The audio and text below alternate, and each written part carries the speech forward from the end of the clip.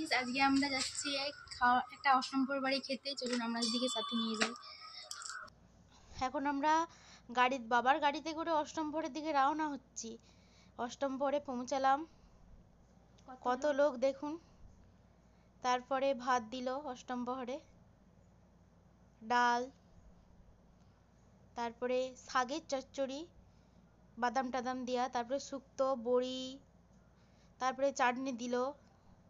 আমরা এখন খেয়ে দিয়ে বাড়ি ফিরে চলেছি। চল বাড়ি ফিরে চলেছি, জুতাটা খুলে দেই। এবার চলুন করে যাই,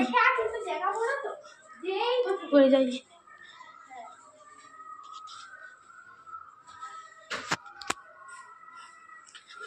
বাড়ি চলে এসেছি, এবার ঘুমাবো। চলুন